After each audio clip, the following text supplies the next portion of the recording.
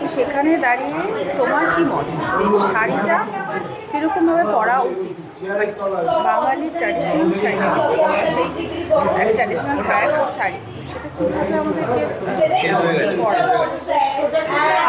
আমার মতে সবার প্রথমে যেটা আমি বলবো যে এই মুহূর্তে ওয়েস্ট বেঙ্গলে যেভাবে চারিদিকে শাড়ি নিয়ে, শাড়ির আঁচল নিয়ে যেভাবে তর্ক বিতর্ক মতামত আসছে, সেটা আসবে। যতদিন আমরা মনুষ্য সমাজ আছি সবাই সবার মত দেবে, এটাই স্বাভাবিক, এটাই হওয়া উচিত। আমার মতে এইটা নিয়ে বেশি কিছু বলার আমি কিছু করি না। তবে হ্যাঁ, এইটা আমি বলবো যে সময় বিশেষে বা মানুষ বিশেষে বা ব্যক্তি বিশেষে বা এজ বিশেষে এটাকে ভাবা উচিত, এটা নিয়ে বলা উচিত।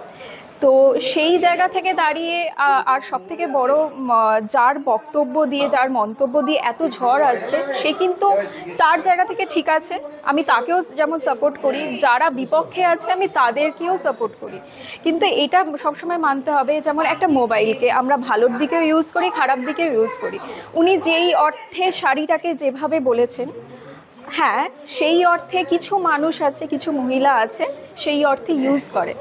তো সেই অর্থে সব কিছু তো একটা পার্টিকুলার জিনিস মানেই যে সে ওটা, এইটা বলাটা আমার মতে ঠিক নয়।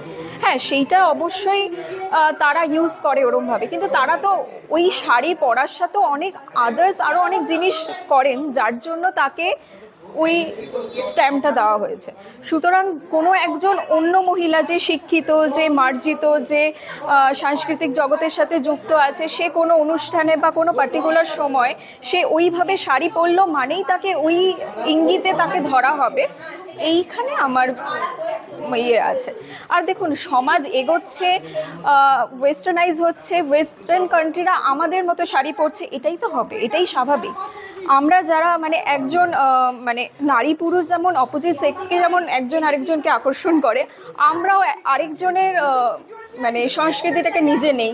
আমরা যেভাবে আটপৌরো করে শাড়ি পরা, ফুল হাতা স্লিভস পরা, গ্লাস হাতা স্লিভস পরা থেকে আস্তে আস্তে আমরা স্লিভলেস পরছি, অফ শোল্ডার পরছি। আবার তারাও যখন আমরা মায়াপুরে যাচ্ছি, তারাও সেই জায়গা থেকে এখন শাড়ি পরা শুরু করেছে।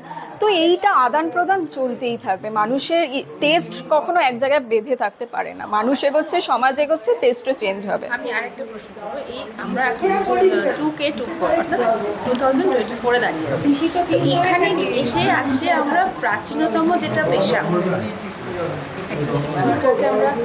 এখনো কি তাকে আলাদা করে রাখবো শাড়ি পরার জন্য? তারা কি সত্যি ওই রকমভাবে শুধুমাত্র আকর্ষণ করার জন্যই শাড়িটা পরে? তোমার কিছু তো আমি ওই পার্টিকুলার মানুষরা তো সেটা করে, এটা তো আমি মানছি। তারা শাড়িটাকে এমনি নর্মাল তো পরে না, সেটা ওটার পরার জন্যই করে। কিন্তু ওই শাড়ি মানেই ওই মেয়ে, এইটা আমি মানতে পারছি না। এই স্টাইল করা মানে, আজকে আমরা জিন্স পরছি, ওরা জিন্স পরছে না, তাহলে যারা জিন্স পরছে তাদেরকে কেন সালোয়ার পরে শাড়ি পরে কি তারা সেক্সের কাজ করছে না? তাহলে তারাও কি তাই?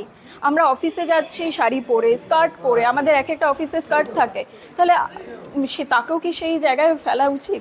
সে তো আজকে এত দূর পড়াশোনা করে, এতটা দূর পরীক্ষা দিয়ে, ইন্টারভিউ দিয়ে সেই জায়গাটায় গেছে। সুতরাং একটা শাড়ি, পার্টিকুলার একটা শাড়িকে এইভাবে বলা উচিত না, যেখানে আমরা বাঙালি সমাজ শাড়িকে প্রমোট করেছি দেশে বিদেশে, সেই জায়গায় আমরা বাঙালি হয়ে এই পার্টিকুলার এই একটা দিককে কখনো ওই খারাপ ইঙ্গিতে নিয়ে যাওয়াটা, এটা আমি মানতে, হ্যাঁ একদমই।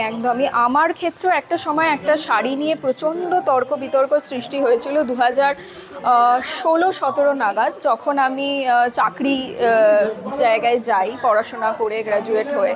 তো সেই সময় আমার ক্লোজ, আমার নিজের আত্মীয় নয়, যারা আমাকে সহ্য করতে পারে না, আমাকে ভালো চোখে দেখে না, যারা আমাকে সবসময় হেয় করতে চায় এবং যারা আমার প্রতি প্রচণ্ড হিংসা, যে আমি কেন চাকরি পেলাম, আমি কেন আজকে টিভির পর্দায় মুখ দেখাচ্ছি, কেন লোকের ইন্টারভিউ নিচ্ছি, বা কেন আমি সাংবাদিকতা করছি সেই জায়গা থেকে, বা মডেলিং করছি, সেই সময় অনেকেই শাড়িটাকে ইঙ্গিত করেছিল। আমি যেমন বাগবাজার ঘাটে নর্মাল শাড়ি পরে নর্মালভাবে পুজো সিঁদুর খেলাতে যাই, এবং সেইখানে গিয়ে যেটা হয়, ওরা শাড়ি তোলে, এবং সেইখানটাতে ওই যে আমি এইখানেও আমি একই কথাই বলবো, যে শাড়ির নর্মাল ফটো দিয়ে ভীষণই বাজে একটা ইঙ্গিতে চারিদিকে ছড়ায় তারা, এবং শেষে তারা জেলও খাটে।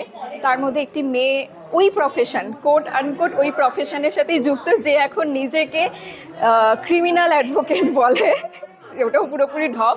তারা জেলও খাটে, কারণ সেটা হয়েছিল আমাকে ওইভাবে প্রমোট করে ফটো দেখিয়ে, এবং সেখানে গুগল পে নাম্বার দেওয়া হয়, সেখানে প্রচুর হিউজ কলকাতা, আফগানিস্তান, পাকিস্তান, বাংলাদেশ, মায়ানমার, আরও কোথায় কোথায়, লালবাজার জানে এই কেসটা এখনও চলছে লালবাজারে, সেখান থেকে লাখ কোটি টাকা তারা তোলে।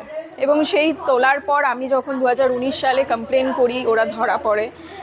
ওনার মেয়েটি বহু সম্পর্ক, বহু বিবাহ, মানে এদের তো এরা যে প্রফেশনে হয় প্রচুর বিয়ে, তার মধ্যে তার তখনকার প্রেজেন্ট যে হাজব্যান্ড ছিল, সে প্রমোটার ছিল, সেও ঠিক সেম করে সেম জিনিস নিয়ে টাকা কামায়, দুজনে স্বামী স্ত্রী, ইললিগাল স্বামী স্ত্রী।